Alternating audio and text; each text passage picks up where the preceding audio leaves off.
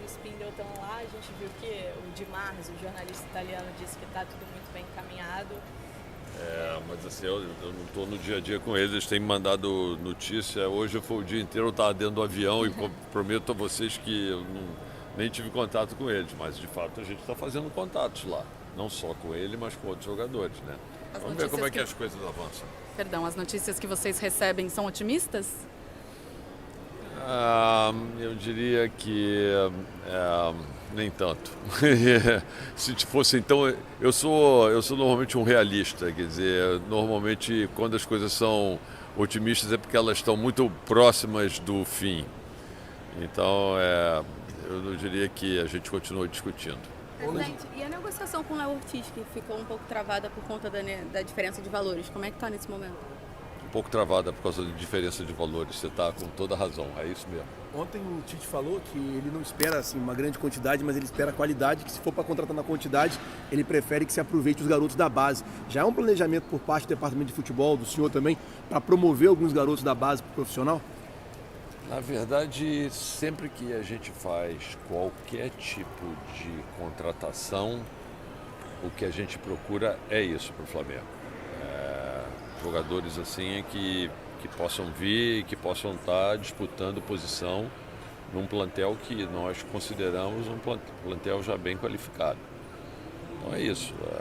A gente nunca procura qualquer jogador, a gente sempre procura jogadores que já têm um histórico, já tem de desempenho, que dão um certo conforto para a gente de que eles têm pelo menos boas possibilidades de estarem lá brigando por posição. Presidente, como é que está a situação envolvendo o Thiago Maia, né? A gente sabe que o Inter tem interesse nele, parece que ainda não chegou nos valores que o Flamengo deseja, ele não veio para cá, enfim, como é que está essa situação dele?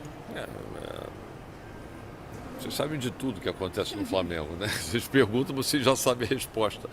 Na verdade, o Flamengo ele ficou até para a possibilidade de reforçar o time, porque a gente precisa ter alguns jogadores. O Matheus também está ficando e foi e voltou, está voltando para jogar.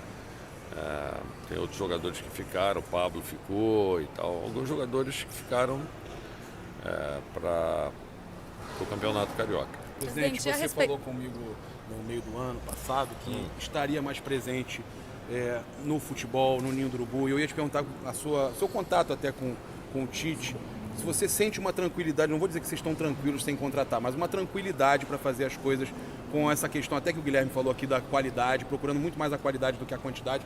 O que você sente do Tite com relação a essa tranquilidade para o trabalho de 2024? Eu não acho só por causa da procura, não. Eu sinto essa tranquilidade mais em tudo. O projeto que a gente estruturou quando ele veio para o Flamengo, que era um projeto para 2024, e essa foi uma conversa que eu já dei essa declaração pública antes, né? Que o Flamengo estaria contratando o Tite não para 2023, mas para 2024. A ideia de chegar na frente era para já fazer uma avaliação do time, do plantel, nos auxiliar, vamos dizer assim, na busca dos eventuais reforços que a gente fosse precisar. Então, esse foi um trabalho que começou no ano passado, mas que foi um trabalho todo focado no planejamento de 2024. Então, eu acho que a gente terminou o ano atingindo, por exemplo, a principal meta que a gente tinha lá, que era classificar para a fase de grupos da Libertadores, e estamos aí nos preparando para começar agora no Campeonato Carioca, fazendo uma boa pré-temporada, isolada, numa temperatura mais amena do que no Rio de Janeiro, porque fazer pré-temporada no Rio a 40 graus é difícil. Então, está tudo dentro do planejamento. A gente espera que dê certo, né? Presidente, a respeito do Luiz Henrique, a negociação teve algum avanço nesses últimos dias? Eu saiba, sinceramente, não. Eles estão por lá, eu sei que eles estão conversando também, mas esses detalhes eles vão me mantendo a par. Todo dia eles me ligam, falam comigo. Você tem que ter paciência, gente. Assim, calma. A janela vai até o início de março. Uma última aqui, presidente, sobre o Verton. Saiu a informação que o senhor não teria assinado o empréstimo dele por ter achado o valor do passe fixado baixo. O Flamengo está aberto a negociar o jogador caso o Santa Clara aumente o valor do passe fixado? Vocês já estão colocando algumas palavras na minha boca, eu não estou admitindo isso. Mas assim, a gente, vamos dizer assim, o Verton é um jogador que foi formado no Flamengo, estourou a idade dele. Quando a gente conversa com o plantel do Flamengo, se existe a possibilidade dele ficar treinando em cima, acho que dificilmente ele teria muita chance de poder jogar. O jogador nessa idade precisa jogar, ele tem contrato com o Flamengo, a gente precisava fazer alguma coisa com ele, precisava colocar ele para jogar. E as alternativas, a gente estava analisando alternativas, ele teve um bom desempenho no campeonato, na Copinha, e está lá para jogar também o Campeonato Carioca. E a gente não está com tanta pressa de decidir o que a gente vai fazer com ele, entendeu? Então, assim, nem ele com a gente. Então, assim, a gente vai precisar fazer alguma coisa, porque a gente não pode deixar o jogador sem jogar. Ele é um ativo do Flamengo e a alternativa que apareceu foi essa. Mas será que é a única? Não sei se é a única. Vamos analisar, vamos ver. Se for a melhor alternativa que tiver, a gente vai seguir com ela. Se tiverem outras, a gente vai ver qual é a melhor.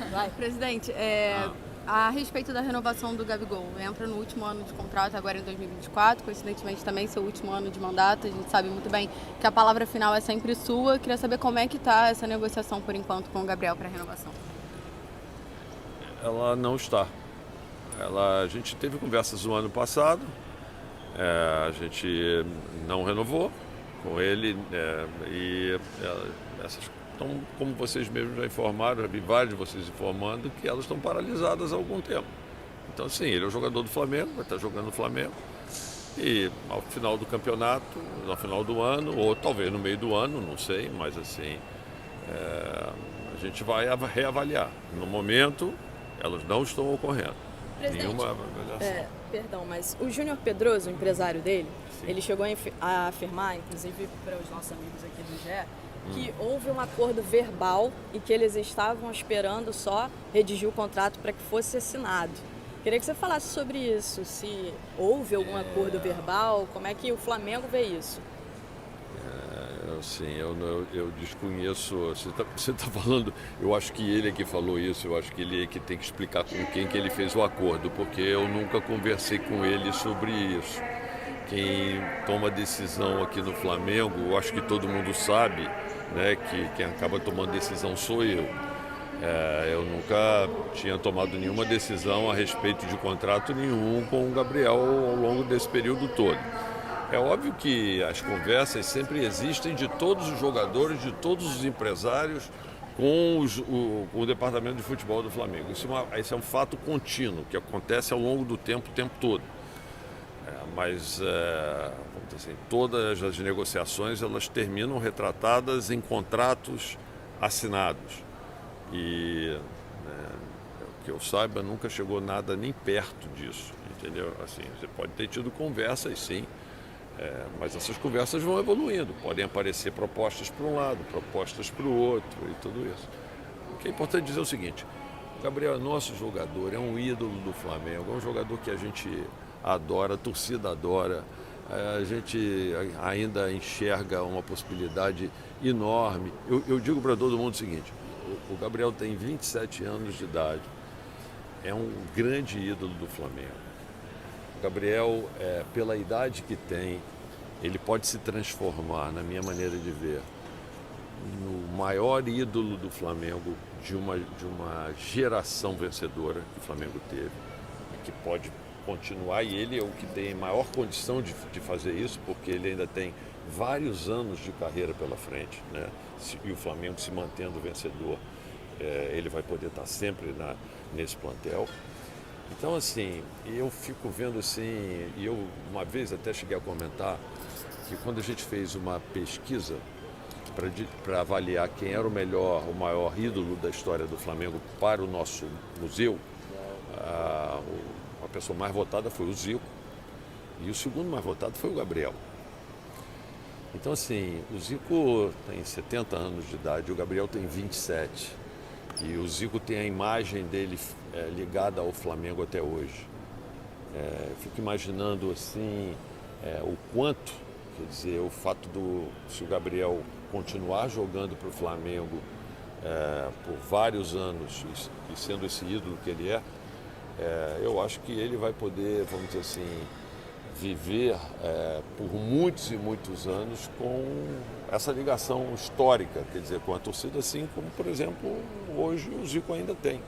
Então, assim, eu acho que essa é uma enorme oportunidade que, se eu estivesse no lugar dele, eu iria lutar com todas as minhas forças para poder fazer com que isso acontecesse, entendeu?